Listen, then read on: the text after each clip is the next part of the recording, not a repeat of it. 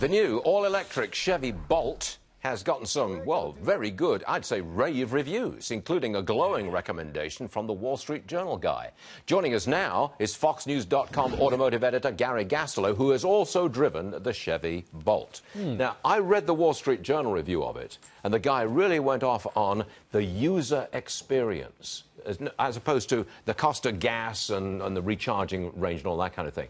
What was it like for you? Look, it's not a sexy car. It's not necessarily an exciting car, but it's a very complete car. And in that, I mean, it works. It's not a work in progress like a lot of these electric cars are. This is the kind of car you'd expect a company like Chevrolet to put out there. You get in it feels very normal. You drive it, though, and it's actually a bit sporty. That's you driving it. Now, the Wall Street Journal guy said that it was so quiet, you could hear his watch tick. Same for you? Yeah, that's the thing about the electric cars. Doesn't matter if it's a cheap one or an expensive one, they are going to be quiet. You don't have a noisy little four-cylinder engine under the hood like you would, in another Chevrolet that's this size and price. And he said, put your foot down and you're pinned to the seat. The acceleration is so strong. 200 horsepower, a lot of torque. This thing's as quick as something like a Volkswagen GTI almost. It's like a hot hatchback. Yeah, it's, now that said, it's a heavy car for how small it is. Maybe it doesn't handle that great, but it rides very smooth. That 1,000-pound battery pack that's built into it kind of keeps it planted to the road.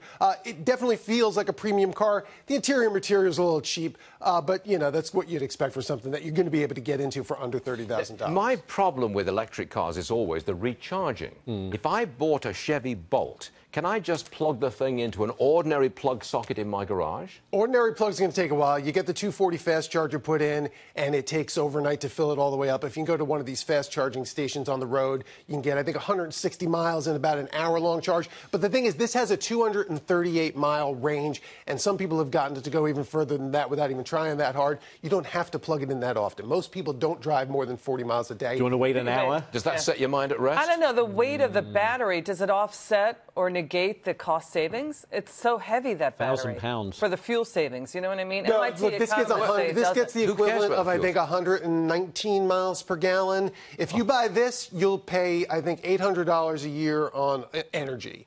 The equivalent Chevrolet Trax would be about $1,350 a year. So I like the sound of this thing. Yeah. Wait, is it a threat to Tesla? It absolutely is for people who are not set on buying a Tesla. Like, you're not going to get a person who wants an iPhone to buy a Windows phone, But someone who wants an electric car, one that works very well, who doesn't want to wait 2 years to get their Model 3, they might look at this. Pretty cool. It really was the first affordable electric car that could be your only car. Wow. Now the Model 3 is on the way, but it's taking a while until it gets here. And General Motors stock is at 46 this morning. A few months ago, it was at 33. Yeah, they're coming out with 20 more different types of electric cars, right, in a few years. And very good earnings as well. Yeah, look at that. Gary, thank you very much indeed. You turned my head on electric cars. Seriously, I might... Yeah, no, it's... I hear you. I wouldn't mind... I want to drive one. Yeah, that's the key. Test drive. That will change your mind. Yeah, it would. I bet you. Change your mind.